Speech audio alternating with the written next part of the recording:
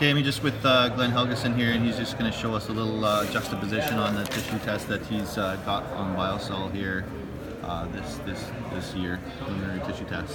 Yeah, I'll start by going over our first ones for 2017 that we're taking. We did approximately 12,000 acres last year, tissue samples with Bio-Sul, and all the tissue samples were like through the roof, home runs. My initials this year, the first one we're looking at is peas on Bio-Sul 2 years ago. You can see my sulfur level, right through the roof. Yeah. What we're starting to find with a lot of our tissues, and that's the best way to determine, how your fertility program is going, what you need to apply, is we're finding the higher the sulfur levels, the higher the rest of our, not only macronutrients, the N, P, and Ks, but also what the micronutrients are doing. The second sheet here is another section, this is a 9-quarter field of peas that had Bio-Sul applied last November, December. Once again, you can see the sulfur levels right through the roof, but you can certainly see all the rest are being pulled up with my higher sulfur. The third tissue test is hard red spring wheat. This had Bio-Sul applied once again last fall.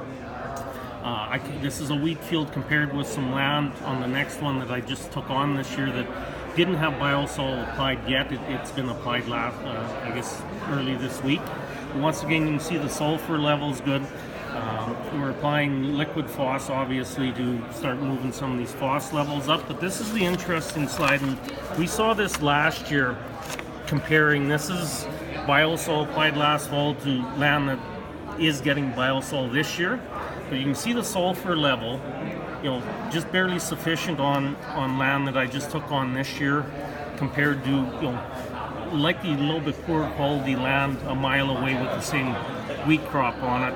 But the interesting part is you look at the zincs, manganese, the copper, the boron, and we're finding this on all my samples last year. They're following my sulfur. The higher the sulfur, the higher the rest of my micros are. So when we're looking at doing top dressing, obviously boron's important on canola, copper's important on wheat, moly on peas. Do I need to be adding this? Because I've already got, quite a bit better levels of nutrients of the micros, in my plants. So I guess that's something, that obviously working with Aberhart Ag Solutions, we're going to be doing some more agronomy work and just seeing if some of these relationships that seem to be a direct one-to-one, see if we can get better explanations on them. So anyway, that's my preliminary 2017. Perfect. So balancing the macros on the left side here is helping to optimize your micros and get more of everything. Beautiful.